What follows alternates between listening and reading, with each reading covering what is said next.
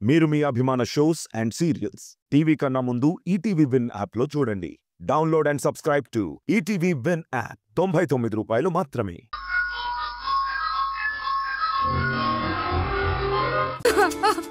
కన్యా ఏం కాదు కన్యా, సంధ్య వచ్చేస్తుంది. అత్తయ్య నా మాట విని. మరిది గారు వీడియో కాల్ చేస్తున్నారు, మాట్లాడండి.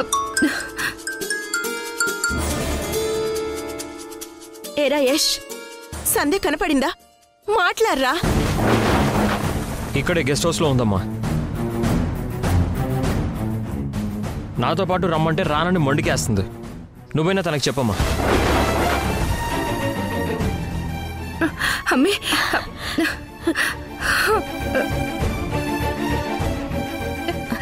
సంధ్య మొండికేసింది చాలు.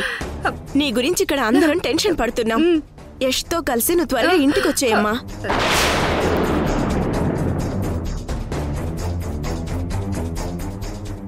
నేను రాను దావత. అట్టనకమ్మే, మీ అత్త నీకు ఏం కావాలన్నా చేస్తుంది. వచ్చేయమ్మే. నువ్వే అగాయిత్యం చేసుకోవద్దమ్మా, త్వరగా రామ్మా. ఆ ఇంటితో నాకు రుణం తీరిపోయిండదమ్మా, ఇంక రాను.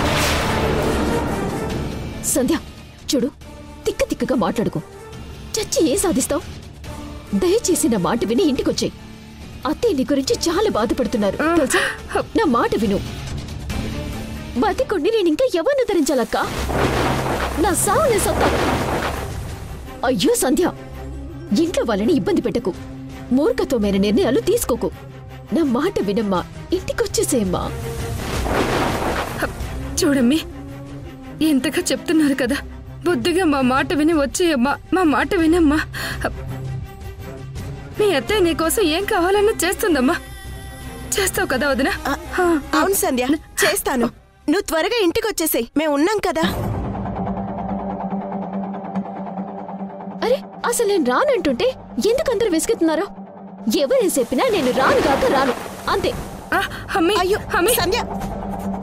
అమ్మా, మీరేం కంగారు పడకండి, నేను మాట్లాడి ఇంటికి తీసుకొస్తాను. అమ్మి,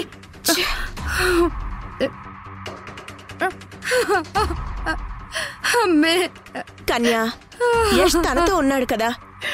ఇంతసేపు అంటే సంధ్య ఎక్కడుందో తెలియలేదు. ఇప్పుడు ఇద్దరు ఒకే దగ్గర ఉన్నారు కదా.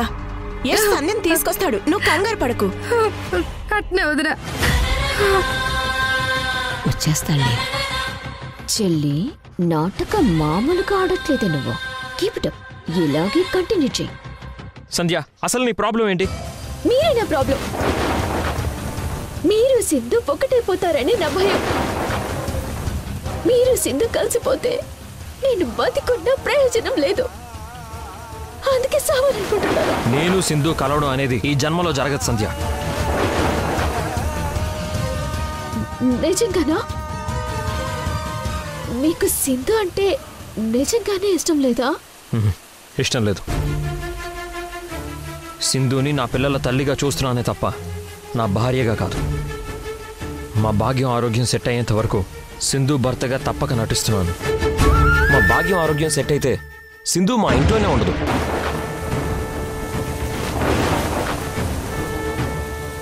సింధు ఇంట్లో నుంచి వెళ్ళిపోతే నన్ను పెళ్లి చేసుకుంటావా అబ్బి? పెళ్లి చేసుకుంటాను అని అబద్ధం చెప్పి సంధ్యని ఎలాగైనా ఇక్కడి నుంచి ఇంటికి తీసుకెళ్ళాలి. తప్పకుండా చేసుకుంటాను.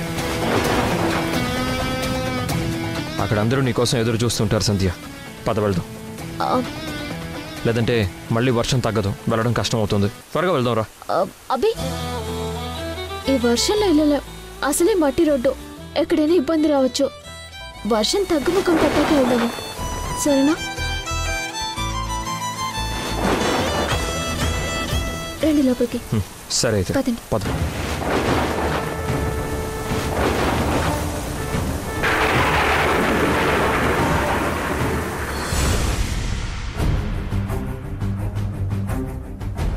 భాగ్యం, భాగ్యం. ఏంటి సింధు, ఏమైంది? ఎందుకంత కంగారుగా ఉన్నావు? నా మనసు ఏదో కీడు శంకిస్తోంది భాగ్యం. దేని గురించి? ఆ సంధ్య గురించే. ఈ ఇంట్లో నుంచి వెళ్ళిపోవాలనుకున్న సంధ్య సిటీ వదిలి వెళ్ళిపోవాలి కదా. అలా వెళ్లకుండా ఇదే సిటీలో ఫారెస్ట్ గెస్ట్ హౌస్ కి ఎందుకు వెళ్ళినట్టు, అక్కడే ఎందుకు ఉన్నట్టు? సింధు, మన ఇల్లు వదిలేసి వెళ్ళిపోయింది కదా, ఇక దాని చావు అది చస్తుంది. దాని గురించి మనకెందుకు, వదిలే.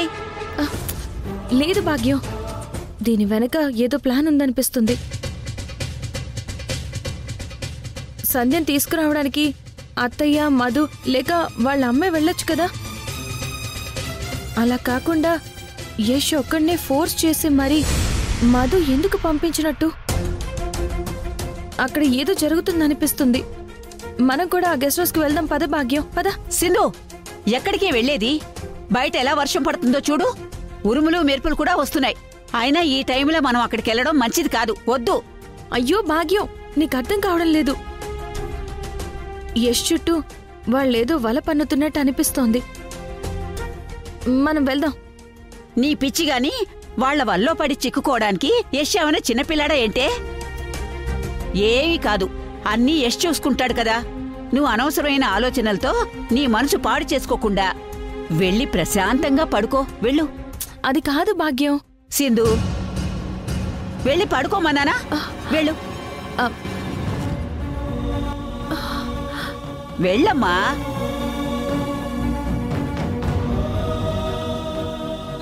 పిచ్చి పిల్ల అనవసరంగా భయపడుతుంది.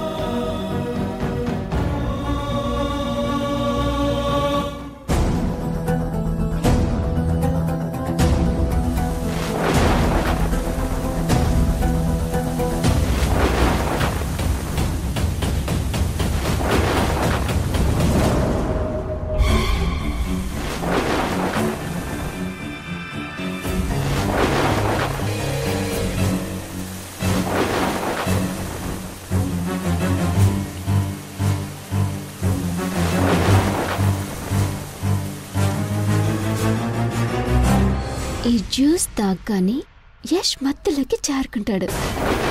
నేను యష్ని గట్టిగా కౌగిలించుకుని తన గుండెల్లో జారిపోతాను. తెల్లారేలోపు ఇద్దరం కలిసిపోతాము. తెల్లారిన తర్వాత నేను యష్ భార్యనవుతాను.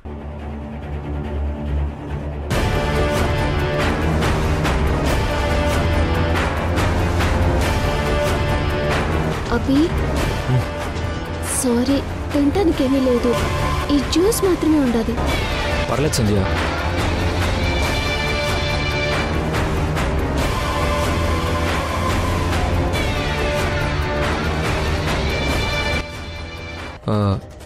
నువ్వు తాగావా? తాగాను, మీరు తాగండి.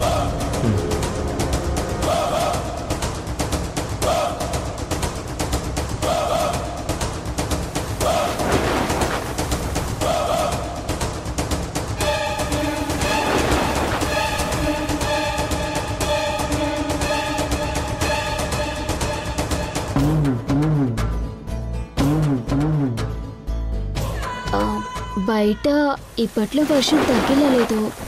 ఈ రాత్రికి ఇక్కడే ఉండి ఉదయాన్ని ఇంటికి వెళ్దాం, ఏమంటారు? సరే సంధ్య, సరే అయితే.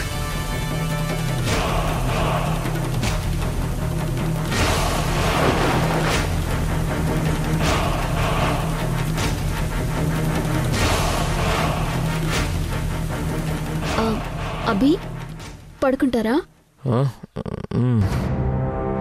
రండి.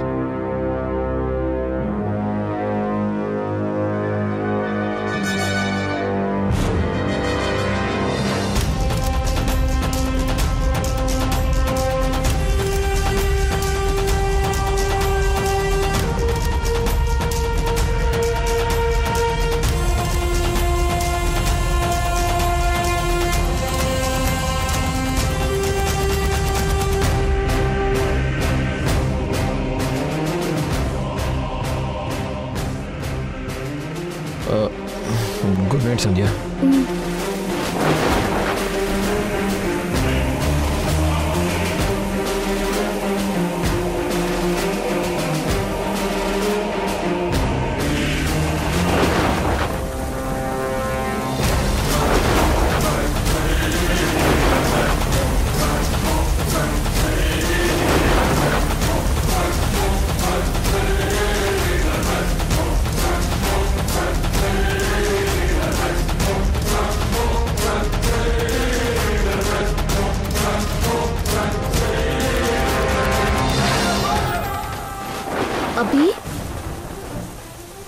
అబ్బే అబ్బే ఎస్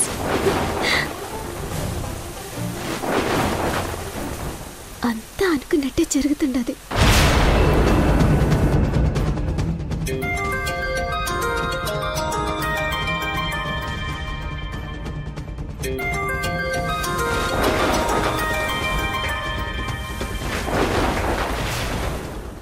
చెప్పక ఏం చెల్లి, మన ప్లాన్ వర్కౌట్ అవుతుందా?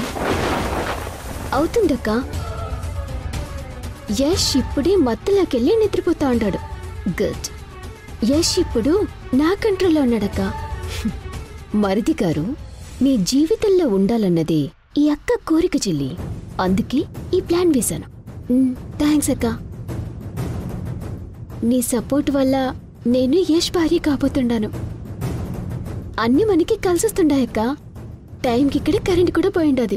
Very good. ఇక ఈ దెబ్బతో మరిది గారు నీ సొంతమైపోయినట్టే చెల్లి. రేపు మార్నింగ్ నేను ఇంట్లో వాళ్ళందరినీ ఆ గెస్ట్ హౌస్ దగ్గరికి తీసుకొస్తాను. అప్పటి వరకు మనం అనుకున్నట్టుగా జాగ్రత్తగా మేనేజ్ చేయి. ఓకేనా? ఓకే అక్క.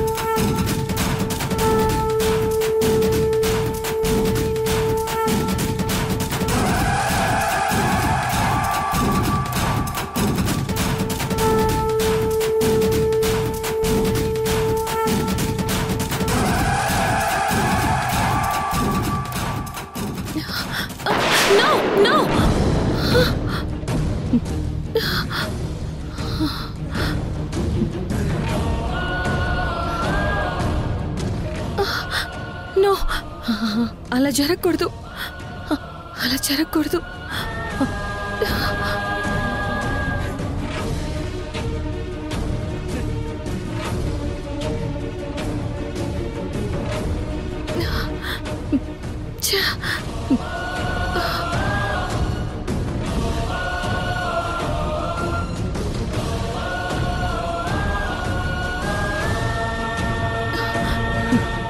యష్ ఇంకా ఇంటికి రాలేదు అంటే సంధ్యతో పాటు అక్కడే గెస్ట్ హౌస్లో ఉండిపోయాడా? అక్కడ వాళ్ళిద్దరి మధ్య ఏం జరుగుతుందో ఏంటో.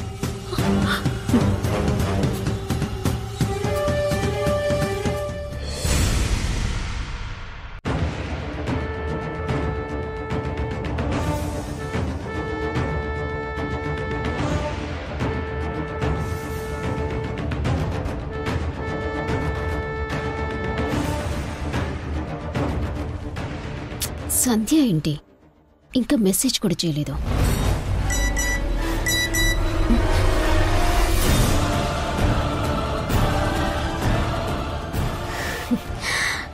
Okay, yes. అక్కడ గెస్ట్ హౌస్లో నేను ప్లాన్ చేసినట్టే జరిగింది.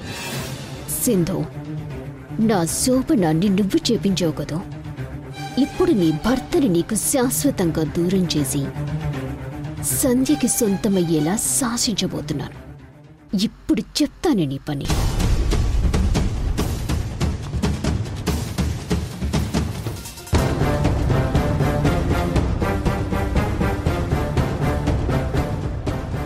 కన్యా, వచ్చేస్తారులే. ఏం జరిగిందో ఏమో నా కూతురికి అర్థమే అవ్వట్లేదు వదినా.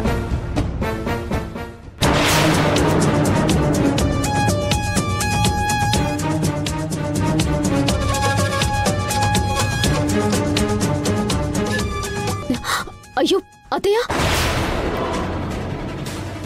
అత్తయ్య, అత్తయ్య, అత్తయ్య. ఏంటి మధు, ఏమైందమ్మా? అత్తయ్య, అది సంధ్యని తీసుకొస్తానని చెప్పి మరిది గారు రాత్రనగా వెళ్లారు. ఇంతవరకు రాలేదు. కనీసం ఫోన్ కూడా చేయలేదు. రాత్రి నుండి నేను కూడా ఇద్దరికి కాల్ ట్రై చేస్తూనే ఉన్నా. నాట్ రీచబుల్ అని వస్తుంది. ఏమైనా సరే ఈ పాటికి సంధ్య మరిది గారు ఇద్దరు ఇంటికి వచ్చేసేయాలి కదా. నాకెందుకు కంగారుగా ఉందత్తయ్య. అక్కడికి ఏం జరిగిందో ఏంటో మనం వెళ్ళి చూసొద్దాం అత్తయ్య. అవునదరా, అసలే రాత్రి ఉరుములు మెరుపులతో కూడిన భారీ వర్షం పడింది. అల్లుడు గారు మా అమ్మి రాత్రంతా ఎలా ఉన్నారో ఏం చేశారో నాకు తలుచుకుంటేనే భయంగా ఉండదు. ఒకసారి మనం వెళ్ళి చూసొద్దామా? సరే పదండి. పదండి.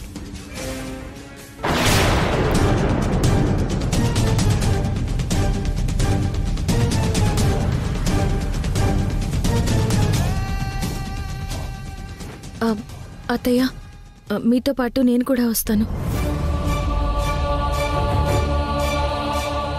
నాకు కూడా రాత్రి నుంచి చాలా టెన్షన్గా ఉంది. చూడు, నువ్వెందుకు ప్రతి దానికి మాతో పాటు వస్తానంటావు? మేం వెళ్ళొస్తాం, నువ్వు ఇంట్లోనే ఉండు. అది కాదత్తయ్య. వద్దు అని చెప్తున్నానా? నేను మేం వెళ్ళొస్తాం, పదండి. ఏంటే సింధు వస్తానంటే మీకేంటి దమయంతి బాధ? దాని మొగుడు కోసం అది వస్తానంటుంది. పదండి, అందరం కలిసే వెళదాం. నువ్వు రావాలి సింధు. అక్కడ జరిగింది నీ కళ్ళతో చూడాలి. అప్పుడే కదా నీ మనసు ముక్కలయ్యేది. అత్తయ్య, సింధుని కూడా రానివ్వండి. తన వల్ల మనకేం ప్రాబ్లం ఉంటుంది? సంధ్య మరిది గారు ఇద్దరు సేఫ్గా తిరిగొస్తే అంతే చాలు. సరే పదండి, వెళ్దాం. పదండి.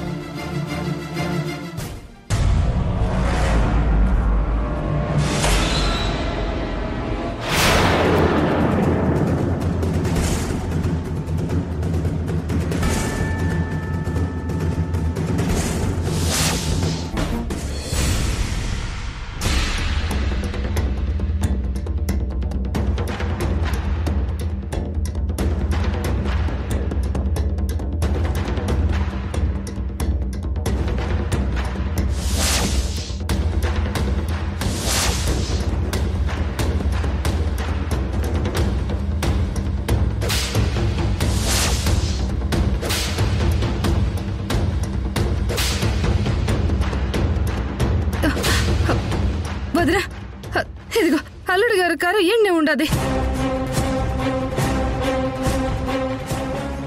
అల్లుడు గారు అమ్మి రాత్రి ఇంటికి రాకుండా ఈ గెస్ట్ హౌస్ లో ఉండి ఏం చేస్తున్నట్టు?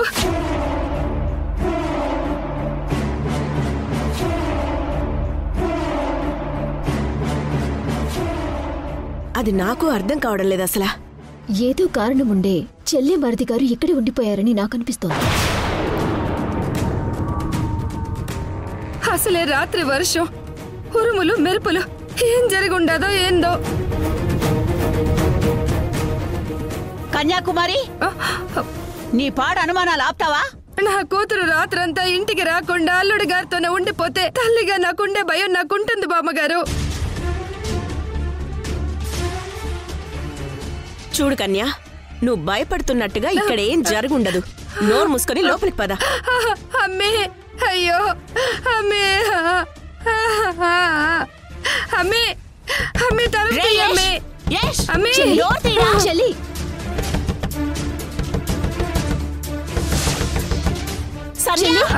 మరిది గారు, అమ్మే, అమ్మే, అమ్మే డోర్ తీయమ్మే, అమ్మే వదిన డోర్ కొట్టి పిలిచినా తలుపు తీయడం లేదండి.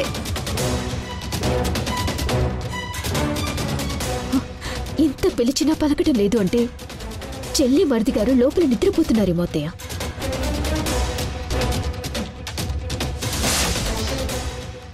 ఇద్దరు గదిలో పడుకోవడం ఏంటి? డోర్ తీయమ్మే.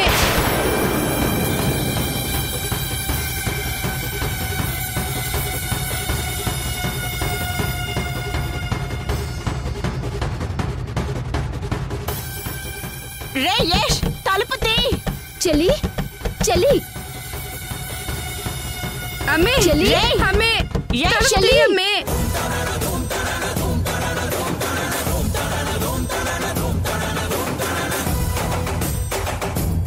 అమ్మే చెల్లి ఒరే మనవడా, అమ్మే డోర్ తీరా. డోర్ తీయమ్మే. ఈ దెబ్బతో యశ్ చెప్పి నా సొంతం అయిపోయినట్టే. అసలు నాటకం ఇప్పుడు ప్రారంభిస్తాను. అమ్మే చెల్లి తలుపు తీయమ్మే. చెల్లి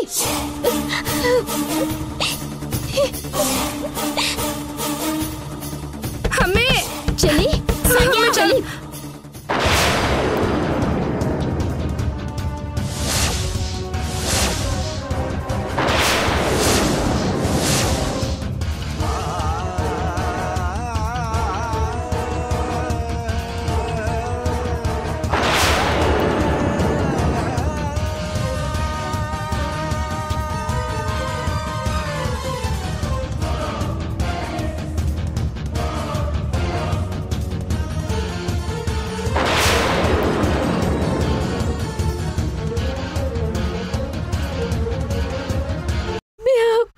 శీలం దాచుకున్నాడు తమత.